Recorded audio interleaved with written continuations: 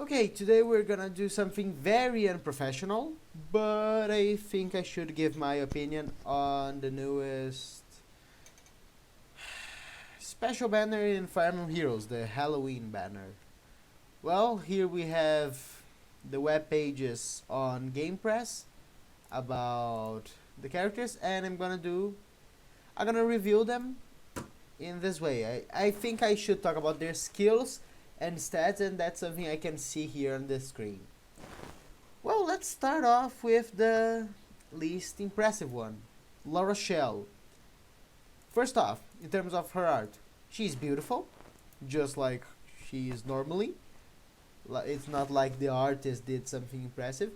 And since she's a cavalry unit, a ranged cavalry especially, she's gonna have pretty low BST, making up for a low base. Since her tome has the fury effect emmed, all of her stats are gonna get a flat +3, with the downside of taking 6 damage after combat. But if you have a HP of 39 or 42, that won't be that bad since, well, if you initiate against a unit that can counterattack, that being a distant counter user or a ranged mage, dagger user, any of that, then you will take damage from your fury weapon and you'll take damage from foe, and that will already put you in brazen range, in desperation range. It'll be pretty easy to proc those skills, which is pretty nice. And she also comes with a pretty good 34 base speed if you don't want to use her tome, or if you want to use both her tome and a boon in speed, 40 speed. She comes with Swift Sparrow 2, which combos well with her skills, making her a nice offensive unit, and also being able to double lots of units. Because if you get, for example, I'm talking about a plus speed La Rochelle, 44 speed just on initiation, and 55 attack on initiation, which is also pretty good for a mage. Especially a range mage, which we haven't seen being good since I don't know when. It's been pretty long. Let's just make a favor, because holy shit.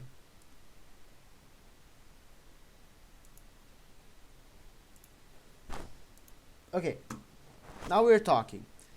And she also comes with she has the base stats, 25 defense with a super boon for some reason, and 23 resistance, which are enough to tank. Yeah, they're enough to tank at least one or two hits depending on your builds. And she comes with the base kit of attack speed plus, rally attack speed plus, sorry. Her page is not gonna load. And speed rest ruse that inflicts guard on foes. And I just can't talk about it.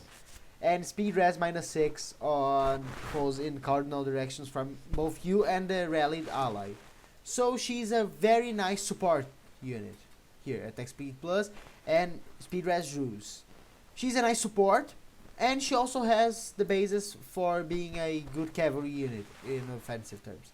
Madness Flask, being a inheritable weapon, can be upgraded, it can be refined, so that can give you an edge on the defensive side or on the offensive side if you want some of those.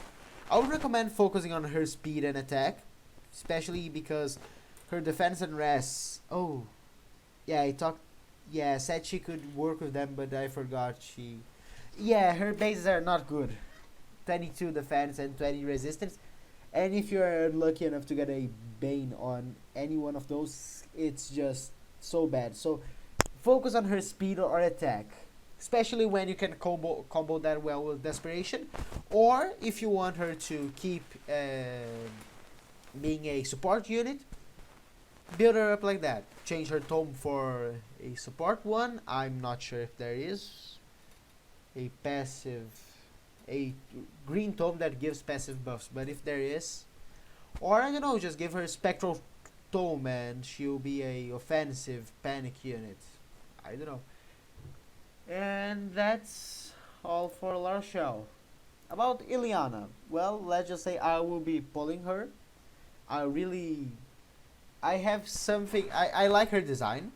I never played her game, which is Path of Radiance. And well, she has something that I really like: high bases and good mixed bulk. Good mixed bulk is kind of what turns me on a unit, because well, if you that was the reason why, for example, Valentine's Lin was bad. But the thing is, Valentine's Lin had to spend little bit of her BST on the speed. Ileana does not have to do it. Ileana has low speed, she embraces it, and to make up for it, she has high attack, especially with a super boon, 57 with a tome or 54 without it, and great defense and res. So you can build her to focus on any one of those. And 169 VST isn't that bad either. She can be an amazing unit. And well, she doesn't come with any A skill slots. So you can put like Brazen Attack Res, Brazen Death Res, Close Counter, which would be pretty good. Or just focus her, give, I don't know, Death Bowl 4 and Mirror Impact slash Sturdy Impact and focus with her Bolt Fighter kit because it will be a nice player face. Or give her Vengeful Fighter and focus on the, I don't know, give her Warding stands for, is it Warding? When you get Rest plus 8. And the Gap skill is also nice for support. It isn't something like that amazing so that you should pull for her and fodder this skill because it's amazing.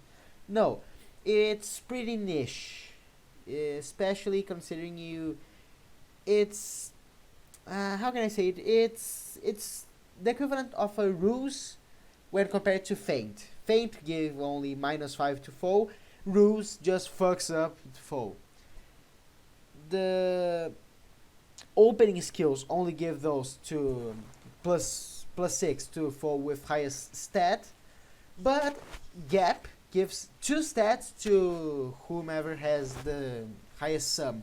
So for example, if you get a sword infantry with low res and high attack, he might not get the buff.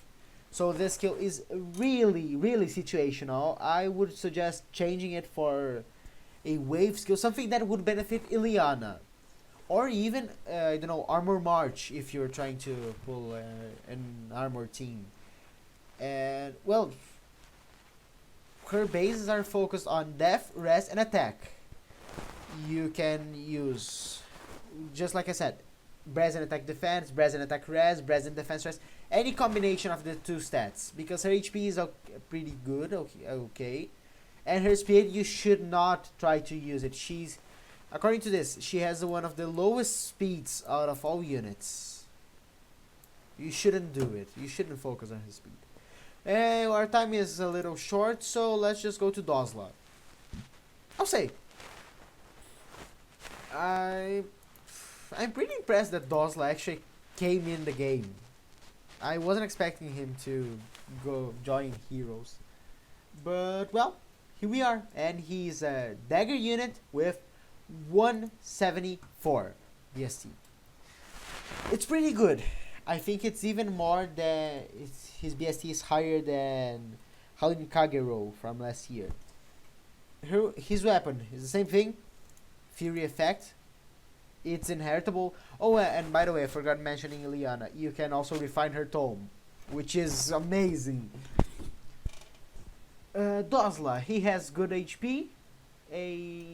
Actually, it's a really good attack for a. Oh shit! What's their name? Oh come on! He has pretty good attack for a dagger unit. Yes, considering, for example, I'll pick off Jafar. Jafar has like 49 attack with life and death. So the base is Felicia, for example. Wow, she's she has a low attack stat. Dagger units are more focused on the debuffs. So much so that Matthew with Spy's Dagger is Kagero's Dart, yes? I'm not sure. Saizo Star. They are all focused on debuffs. And the debuffs make your strengths. So, pairing up with. I'm really bad with words. Savage Bow is a good option. Or, I don't know, Poison Strike. But no, with Dosla we have a different thing. He has a amazing attack stat, good defense, really good defense, especially if you get a boon and his weapon, which is come to 41. And his rest, he has a super boon, but I wouldn't recommend focusing on it. Why? Because, well, his defense is way up there. Dosla was made to focus on his attack and defense. So res is just optional. If you want an Omni tank, an Omega tank, or whatever the fuck you want to call it, you can do it, but I wouldn't do it. Same thing here. Dagger 7 fixes the debuffs. Rarely attack defense plus. Support. ARD attack defense. I think I shouldn't even be saying this, but no, don't do it. And Armor March, which is nice because, well, since 3 of the 5 Halloween units from this year are armored, and as well as year 1 and 2, most of them are armored units. You can benefit a lot, especially with their banners coming up. So Armor March is useful for pairing up with the Armor Madness that is Halloween. Well, winter is even more, but okay, speed. His speed for some reason can be worked around. For example, if you get a boon, it's already at 35. You don't need that much to. You can refine his dagger, give him an A skill, give him a B skill for speed. You can do lots of things, and he already have good speed. But I don't think you should focus on it. Just no. He is supposed to be a good tank, and also a pretty good damage dealer. Now, before we get to the cream of the crop, let's see Rolf, which comes. You can get 2 copies of him this month, and when he gets released with Heroic Rails, he's yours. His bow, Candle Wax Bow, same thing as all the other weapons. Fury effect. Shove. I've never seen his skill set, so it's my first time. Desperation, 5-star. Pretty disappointed. Because, like, I'm not going to use Rolf, so if he had good fodder, man, I would just. Because Kronia had the same problem. The difference is Kronia was pretty good in general. I was considering building her, so. That's a problem. I was skeptical about foddering her, but Rolf, nah, you can go home. Oh shit, Outspeed Wave at 4-star. You know, this is really powerful. Odd Speed Wave is not something you should be. Wow, Odd Speed Wave. Speed Wave, I think, is the rarest wave skill. And the last one to come for free with JHB or Tempest Trial units. Wow, it's pretty good. And anyway, coming back to Rolf, he has. I'm not sure about his attack. I don't remember. I think it's pretty low of an attack for a archer. Good speed, 39. It can be worked around. Okay, if you have Odd Speed Wave equipped, it already reaches 45. And if for some reason you give up on his bow and give Bouquet Bow, you also reach 46 speed on initiation. And also if you pair him up with Brazen Attack Speed, Swift Sparrow 2 or 3, his speed is amazing, and his attack can reach great heights too. His defense and rest are like Reinhardt's. They are good because they can tank some hits and prep him up for Desperation or Brazen, but they're not the best. Like, if you don't want to, if you're not going for the mixed bulk build, you shouldn't do it. Don't go out of your way. But if you if you just love him so much that you will plus 10 him as soon as he comes out, then I don't know, experiment around with him. That's the funny thing. But his main treat are attack and speed. His HP is also not that bad.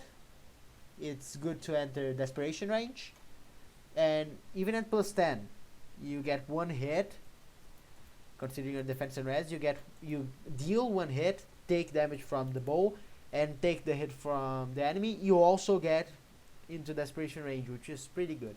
Now, since our time is really short, the worst unit out of them all, Hector. Oh, I don't even know how to start. Okay, let's talk about his skills. Conjurer Curious, the only non-inheritable weapon out of them all. He's the equivalent of Myrrh in this banner, but last time Mia, Kagero, and Niles got all inheritable bows, and just Myrrh got the Spirit Breath, which is busted. Same thing here, Conjurer Curious. Flat plus 3 attack, giving plus 19 attack total. And if it's an odd number turn, or if foe's HP is under 100, which, by the way, he doesn't have, no. If you have a full armor team, you can pair him up with a armor march user and Duma for the foe's HP under 100, which will give him attack speed rest plus 4, which is pretty nice considering his base are okay 180 BST. We should expect already 180 BST from newer units. And if you pair him up with Duma or it's an odd number turn, his bases go really high. 64 attack with this is a neutral. 64 attack, 30 speed, which is good, not getting doubled by armors. 43 defense and 31 rest, which isn't that bad either. This is the first time we've seen him without our mods, right? Oh no, there's Brave Hector, sorry. And his skills, Bonfire, pretty basic. I mean, he has 43 defense if weapon works with him, so I mean, that's it. This encounter, I mean, it's not Hector if it doesn't come with this encounter. But here's the weirdest skill of them all, odd follow-up attack. If it's an odd number turn, you make a guaranteed and foe cannot make a follow-up. Here's the thing. I like the focus on both player face or enemy face, because there are lots of skills, stances, vantage, and for player face, Swift Sparrow, impact, blow, or desperation. There are many skills that you can pair off with Bolt Fighter or Vengeful Fighter. Or you can use the odd... it's odd, it's weird. Special Fighter, which it's just if you don't want foe to proc their special, like, you can do it, and you can proc your special easily. It's biphasal, so yeah, it goes up to you. Any build is worth it. Any build can go. If you have a high speed, then you don't need it, so you can use the... So I can use... Wow, I'm really bad. So you can use Special Fighter, since you don't need the speed to make a guaranteed follow-up. Hector, he has low speed, so odd follow-up is good for him, because he guarantees speed. But the thing is, the only skills that go towards odd follow-up or even follow-up, which I'm sure will be released soon, are the wave skills. Odd speed wave, odd res wave. And there isn't much you can do around this niche. For example, you can do a whole build around odd turns or even turns. No, you're pretty limited to what you're doing. That's I think it's a really big problem. I don't think you should keep it. I think you should either focus on his counter attack or his initiation. His build in general, it's okay. If you ignore the odd number turn and just focus on foe's HP being under 100%, it's Like if you go with distant counter, you could focus on enemy phase, give him vengeful fighter, or give him something, I don't know, steady stance, something to benefit his defense phase or a player phase with bold fighter. And I don't think Hector could benefit us much from a player phase rather than an enemy phase, but that goes up to whole armor, normal. But now the very big bitch, Lilina. I'm not saying Lilina is a bitch, but she is causing a whole turmoil in this game. I think dual units, they are stupid. They're pretty much dumb. Something there is something. For example, if you use dragon flowers, it is one thing because dragon flowers do not affect arena. That is something. They won't affect the competitive modes. Aether raids, lick my balls. You won't be affected by dragon flowers. So it's something nice if you want to beat abyssos, all of this stuff. But it doesn't change arena. That's a good thing. It's completely optional. If you're only focused on competitive modes online, man, fuck you. You want to go. For example, I only summoned for one unit, so I don't have enough dragon flowers for him. So that means I'll be worse in arena. No, that doesn't mean shit. But wow. Okay, pair up has the same effect, but the difference is pair up is limited to special. Okay, in the first time I thought, wow, this is pretty stupid. Why? Then they made a whole mode around it, Allegiance Battles, and I thought, oh, that's nice. That's pretty fun. And that didn't affect many things either, because that didn't mean you could attack as both units, or that means you can rush into the attack and then change to a defensive stance. It's pretty busted. Holy shit, is it busted. But it could be worse. That's the thing. I think it could be worse if... Okay, it could be worse if in arena defense or ether race defense, your foe could use it and change to affect you. Because here's the deal. We already know that IS favors whomever is attacking. It favors player phase instead of enemy phase. Why? Summoner support, ally support. These things only affect if you are the one playing arena. If someone in ether race, for example, arena, is playing against you, arena sort as well, is playing against you, that nothing is considered. They just throw summoner support, ally support straight into the trash. So whomever is initiating the match is in favor. So we already knew that. It's balanced. It's pretty okay. Because if I kept the summoner support and things both in enemy and you don't know what I'm talking about, right? Any enemy phase is like my defense team is defending against someone else, and player phase is I am initiating against someone else in a map. I'm talking about the whole match altogether. If I'm defending, it's enemy phase.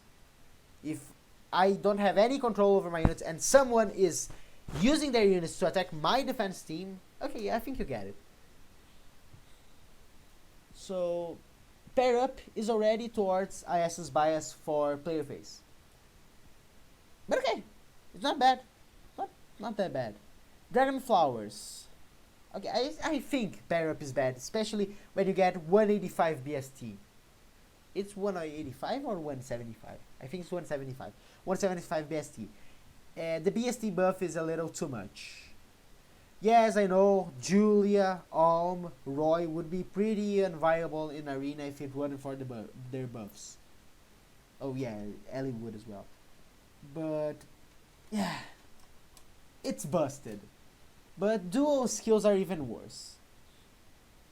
To the point of making affect every single mode, as well for in Aether Raids. I think I don't like Aether Raids. I don't play it seriously. I am in tier 19. I never have changed from tier 19.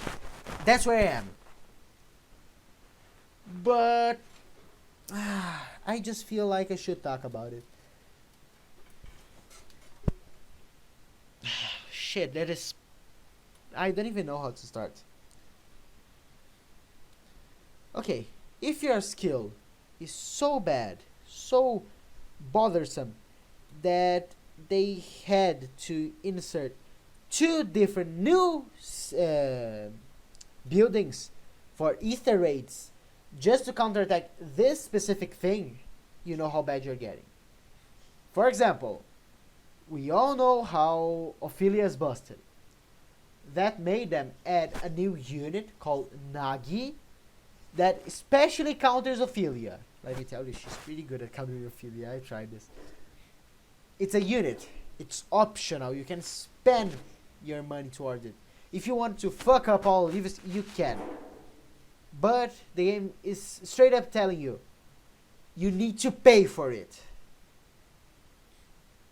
When in Ether raids, you can get it for free. It's like a free building just for countering dual units. You know how bad it's getting. Essentially, you're just a bolt tower that deals 20 damage. Is it to all units or just to 3 columns centered on unit? I don't know. You're straight up a bolt tower, and if you combo that with your dual, there's dual hindrance and the other one that gives you more dual skills, you just fuck their team.